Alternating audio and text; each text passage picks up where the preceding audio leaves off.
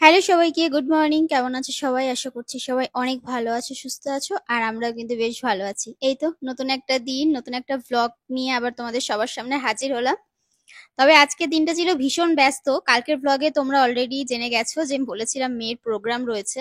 তো দুটো দিন প্রচন্ড ব্যস্ত ছিলাম। আজকের দিনটা তো একদম ফাইনাল, যেহেতু ওই জন্য আজকে বেশি ব্যস্ত। এমনি সমস্ত কিছু আমার জোগাড় টোগাড় করা হয়ে গেছে। মানে ওকে যেহেতু আমি নিজেই মেকআপ করাবো, তো যে কারণে আর কি। আসলে আমি নিজেই আগের বছর করিয়েছিলাম ওখানে, ম্যামের ওখানে, কিন্তু এবছর আর ওখানে করালাম না। নিজেই যেহেতু টুকটাক পারি, তো ভাবলাম যে বাড়িতেই করিয়ে নি, কারণ ওখানে যাবো তো সেই অনেকের মাঝে করা। গরমের একটা ব্যাপার রয়েছে, আর ম্যাম বলেছে এসি রুমের মধ্যে এনে রেখে দিতে। আবার তারপরে বড় কথা হচ্ছে মানে অত যাওয়া, আবার ওকে মেকআপ করিয়ে বাড়ি নিয়ে এসে ড্রেস ট্রেস পরিয়ে আবার ওকে নিয়ে যাওয়া, মানে দু তিনবার করে আর কি আমার জার্নি হয়ে যাবে। তো যে কারণে ভাবলাম না, বাড়িতেই করিয়ে নি। তো ম্যাম বলেছে বাড়িতেই করলে কোনো অসুবিধে নেই, কিন্তু যেন পারফেক্ট হয়, এটাই হচ্ছে ব্যাপার। তো চেষ্টা করব করার। আর এদিকে দেখো সকালবেলা একটুখানি চা খাবো। তো দুধ চা খাবো। আর এদিকে এই যে ফুরিয়ে গেছিল দুধটা, তো সেটাই আর কি ছোট ছোট প্যাকেট আনা হয়েছে। কয়েকটা ছোট প্যাকেট এনে রেখেছি, সেই দিয়ে আর কি দুটো প্যাকেট গুলিয়ে নিলাম, গুলিয়ে এবার এই যে চাটা করে নেবো। আর চা খেয়ে তারপর এদিকে ঘরের কাজকর্মগুলো যেটুকুনি বাকি আছে সেরে আমাকে একটু বেরোতে হবে। কারণ ওর একটা ক্লিপ বাকি আছে আনা, সেই ক্লিপটা আনতে যাব। কিন্তু ভেবেছিলাম যে পাশের দোকান থেকে পেয়ে যাবো, আমাদের বাজারে যে দোকানটা আছে। তবে যেটা ভাববো সেটা তো কখনোই হয় না। আমাকে সেই আবার দৌড়াতে হয়েছে গারুলিয়া। খুঁজে খুঁজে একটা দোকান, সেখান থেকে তারপরে ক্লিপ খুঁজে পেয়েছি। আমি ভেবেছিলাম আমাদের পাশে মানে বাজারে যে দোকানটা আছে ওই দোকানটাতে পাওয়া যাবে। সব ক্লিপ থাকলেও ওই ইনভিজিবল যে ক্লিপগুলো হয় সেই ক্লিপ আমি আর ওখানে খুঁজে পাইনি। তার জন্য আমাকে আবার যেতে হয়েছিল। মানে সকাল থেকে আজকে শুধু দৌড়াচ্ছি। ভেবেছি সকাল থেকে উঠে সব কাজকর্ম তাড়াতাড়ি সেরে তারপর ওকে সাজাতে বসবো, কারণ একটা টাইমেরও ব্যাপার আছে। 6টার মধ্যে ওখানে পৌঁছাতে হবে। তো দুপুরে রান্না বান্না করে খেয়ে দিয়ে তারপরে তাড়াতাড়ি করে ওকে সাজিয়ে গুছিয়ে তারপরে বসতে হবে।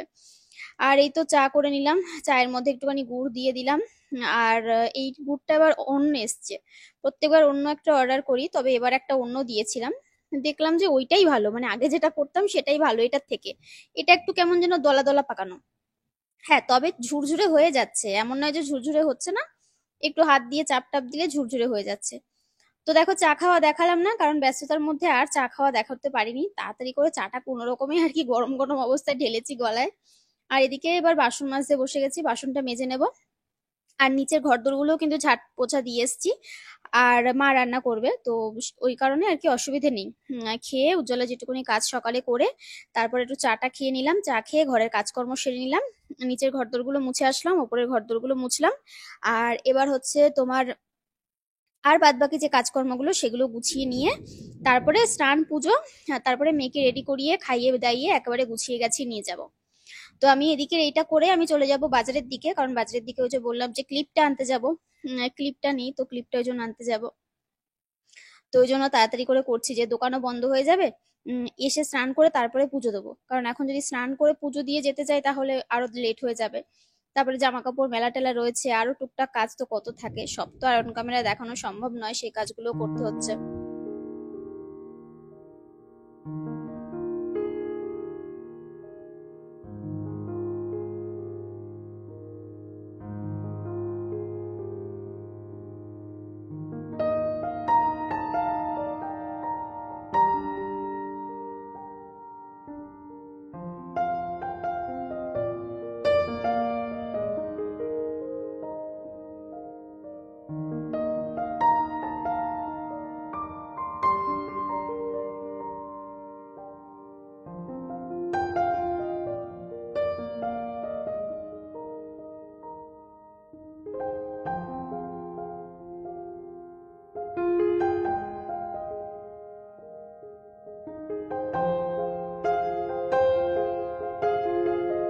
মা আমাকে বললো যে রান্না করবো কণিকা, ছাদে যাও চাল কুমড়োটা পেরে নিয়ে আসো। তো আমি আবার তাড়াহুড়ো করে চলে আসলাম চাল কুমড়ো পারবো বলে। আসলে আমি মাকে বলেছিলাম যে চাল কুমড়ো গুলো যখন পারবে আমাকে বলবে, আমি পেরে নিয়ে আসবো, কারণ তোমাদেরকে একটু দেখাবো ওই জন্য। তো এই দেখো সবার প্রথমে যে চাল কুমড়োটা পেরেছিলাম ওটা একটু ছোট হয়েছে। মানে এমনি ঠিকঠাকই আছে, তবে ওপর দিকে একটু মোটা, নিচের দিকে একটু সরু হয়ে গেছে। ওটা যদি একদম ভালোভাবে হতো আরো বড় হতো। তবে এই চাল কুমড়োটা অনেকটাই বড় হয়েছে। আর মা বললো তিনটেই পেরে নিয়ে আসো, একেবারে, তাহলে না হলে গাছে থেকে আবার নষ্ট হয়ে যাবে। তো ওই জন্য তিনটেই পেরে নিলাম। আর এই যে পেরে নিয়ে একটা ব্যাগ নিয়ে এসেছিলাম, ব্যাগের মধ্যে একেবারে নিয়ে চলে যাব। আর চাল কুমড়ো শাকও খেতে হবে এর মধ্যে, কারণ চাল কুমড়ো শাক এরপরে তো আর পাবো না, যখন গাছ নষ্ট হয়ে যাবে তখন। তো মাকে পেরে দিয়ে চাল কুমড়ো, মা চাল কুমড়ো রান্না করবে, আর তার সাথে কি করবে জানি না, ডাল টাল করবে হয়তো। আর আমি এদিকে বেরিয়ে পড়েছি। আর এই যে ক্লিপ গুলো না ছোট হয়ে যাচ্ছে, চুলে ধরে না, জানো তো। তো আজকে ভেবেছি দুটো তিনটে বড় বড় ক্লিপ কিনে নিয়ে আসবো, যখনই চুল আটকাতে যাই খুলে খুলে পড়ে যায়। তো এই দেখো, কাছের একটা দোকান থেকে দু একটা জিনিস নিয়েছি, যেটা আমার জিনিস। আর এবার যাচ্ছি তোমার ওই টোটো ধরেছি, এখান থেকে টোটো ধরে আবার বাজারের দিকে যাব, গারুলিয়া বাজারের দিকে। ওখান থেকে আবার মেয়ের ক্লিপটা নিয়ে তারপরে আবার তাড়াতাড়ি করে বাড়ি ফিরে স্নান পুজো দেবো। তো বাড়ি ফিরে মেয়েকে স্নান করালাম, ওকে আবার শ্যাম্পু করানো ছিল, চুল আবার শোকাতেও হবে টাইম মতো, না হলে হেয়ার স্টাইল করতে পারবো না।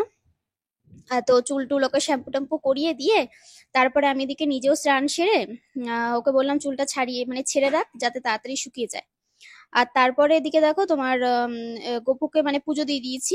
এই তো রান্নাও হয়ে গেছে, মা বললো যে কণিকা তাড়াতাড়ি করে তাহলে পুজোটা দিয়ে দাও। পুজোটা দিয়ে মনুকে খাইয়ে, মানে মেয়ের কথা বললো, ওকে খাইয়ে তারপরে তুমি ওকে সাজাতে বসো। তো এই যে মিষ্টি, তারপরে রান্না হয়েছিল এদিকে যা যা, চাল কুমড়ো হয়েছিল, আর তার সাথে চাল কুমড়োর খোসা আর আলু ভাজা করেছিল মা। ওটা কিন্তু খেতে খুব ভালো লেগেছিল। আর তার সাথে যে মিষ্টি জল, ব্যাস প্রসাদ পেয়ে গেছি। আর তারপরে খাওয়া দাওয়া সেরে মেয়েকে সাজাতে বসেছিলাম। বিশ্বাস করবে না, এত তাড়াহুড়োর মধ্যে সাজিয়েছি, এত কম সময়ের মধ্যে একটা ক্লিপসও নিতে পারিনি আমি। মানে ভিডিও যে অন করব, ক্যামেরায় হাত পর্যন্ত দিতে পারিনি। মানে সমস্ত কিছু পারফেক্ট হতে হবে, সেইভাবে নিখুঁত ভাবে আস্তে আস্তে আস্তে আস্তে করে সাজিয়েছি। তো দেখো, ওদের হচ্ছে সবচেয়ে আসল যেটা, সেটা হচ্ছে আই মেকআপ। আই মেকআপটা খুব ধীরে ধীরে, মানে অনেক ধৈর্য নিয়ে করেছি, আস্তে আস্তে, যাতে কোনো কিছুতে ভুল না হয়। তবে ভালো হয়েছিল, খারাপ হয়নি। আর হেয়ার স্টাইল করে দিয়েছি, তারপরে ড্রেস ঠিকঠাক ভাবে পরিয়ে তোমার হাতে আবার মার্কার দিয়ে, পায়ে মার্কার দিতে গেছিলাম কিন্তু আর সময় ছিল না, পায়ে আলতা পরিয়ে দিয়েছি। আর আমার হাতের অবস্থা দেখো, আমি ওকে দেখাচ্ছি যে দেখ বাবা, তুই তো আলতা পরেছিস, তোর সাথে আমিও পরে নিয়েছি। তো ওকে রেডি করতে গিয়ে আমি নিজে আর রেডি হতে পারিনি, একটা চুড়িদার পরে নিয়ে, মা যে চুড়িদার পরেছে ওই রকমই একটা চুড়িদার পরে বেরিয়ে পড়েছি। তো মা যাবে বলেছিল, ওই জন্য মাও রেডি হয়ে গেছে, বেরিয়ে পড়েছে। আর আমরাও বেরিয়ে পড়েছি, টোটো ধরে নিয়েছি এখান থেকে, দেখতে পাচ্ছ সন্ধ্যা সন্ধ্যা হয়েও গেছে। তো এবার আমরা পৌঁছে গেছি এখানে। এই যে এখানটাতেই হবে, অলরেডি শুরু হয়ে গেছে অনুষ্ঠান। আমাদের আস্তে আস্তে দেরি হয়ে গেছিল। তো যাই হোক, তারপরে ওদের পারফর্ম হয়েছিল। আর এই তো এবার যাব, তো আমি যতটুকুনি পারবো তোমাদের সাথে শেয়ার করব, কারণ কেটে কেটে গানগুলো দেওয়ার চেষ্টা করব, কারণ আমার তো কপিরাইট চলে আসবে। তাও দিতে পারবো কিনা বলতে পারছি না। ঠিক আছে, কারণ কপিরাইট চলে আসলে তখন আমারই সমস্যা হবে। তো এই যে পৌঁছে গেছি, এটা হচ্ছে ফার্স্ট দরজা। আর ওই পাশে আর একটা দরজা আছে, তিনটে দরজা, একটা সামনে থেকে, তো এই দরজাটা হচ্ছে পেছন দিক থেকে, দুটো দরজা। এখান থেকে আমরা ঢুকলাম, কারণ সামনের দিক থেকে অ্যালাউ নেই, ওখানে সব স্পেশাল যে গেস্টরা ওনারা বসে রয়েছে। তো ওখান থেকে আর কি যাওয়া বারণ। যাওয়া বারণ বলতে ওখান থেকে গেলে কেমন একটা লাগে না। তো এই তো মেয়েকে একদম ভলেন্টিয়ারের হাতে তুলে দিয়ে, প্রত্যেকটা ব্যাচের ভলেন্টিয়ার আছে, যেহেতু এত স্টুডেন্ট, ভলেন্টিয়ার না হলে হবে না। তো ভলেন্টিয়ার যে দিদি, ওনার হাতে তুলে দিয়ে তারপরে শান্তিতে একটু বসেছি, ব্যাস এবার একটু প্রোগ্রাম দেখতে পারবো। আর এই দেখো, কালকে তোমাদের দেখিয়েছিলাম পুরো ফাঁকা, আজকে বসার জায়গা নেই, মানে এত সিট, এত বড় জায়গা, তারপরেও বসার জায়গা নেই। তো এখানেই তো সবাইকে সম্মান জানাচ্ছে। আর এই হচ্ছে ওদের ম্যাম, লাল যে শাড়ি পরে রয়েছে, ম্যামও কিন্তু পারফর্ম করেছিল। তবে ম্যামের ভিডিওটা আমি করতে পারিনি, ওইটা প্রথমেই হয়তো হয়ে গেছিল, ওই জন্য আমি আর দেখাতে পারিনি, মানে ততক্ষণ আমি দেরি করে ফেলেছিলাম আসতে। তো যাই হোক, মেয়েকে তুলে দিয়ে তারপরে এই যে মা ওই পাশে বসেছে, আমি এই পাশে বসেছি। আর দিদি ভাই এসেছিল, বড়দি এসেছিল, একটু দেরি করে এসেছিল, যদিও দিদি এসেছিল 7টা 8টার সময়।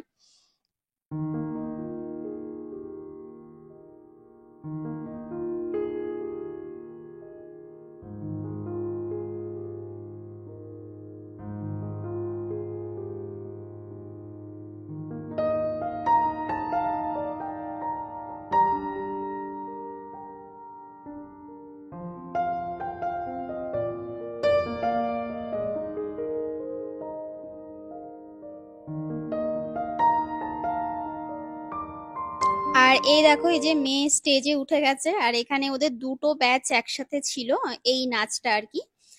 তো আমি তোমাদের গানটা আর শোনাতে পারলাম না। তো যাই হোক, তো দেখো এখানে এই যে সবাই মিলে নাচ করছে, আর দেখতে কি ভালো লাগছিল। আর সবচেয়ে ভালো লাগে একই রকম সবাই সেজে রয়েছে, তো একই রকম সবার সেজে একই রকম ড্রেস পরে সবাই নাচ করছে, ওই জন্য দেখতে বেশি ভালো লাগছিল। তায়স্মিতা ওই যে সেকেন্ড লাইনে ওই যে ফার্স্টের দিকে দাঁড়িয়ে রয়েছে, ও নাচ করছে। তো বেশ ভালো লাগছে, আমি বসে বসে দেখছি, আর মানে কেমন একটা যেন প্রাউড লাগে এই মুহূর্ত। মানে মাও হাসছিল আমার দিকে তাকিয়ে, বলছে দেখো কি সুন্দর নাচ করছে সবাই, আর আমারও বেশ ভালো লাগছিল। তো এই তো তারপরে এসে আবার পরে আমার জিজ্ঞাসা করছিল মা ভালো হয়েছে, আমি বললাম হ্যাঁ ভালো হয়েছে, আস্তে আস্তে আরো ভালো হবে।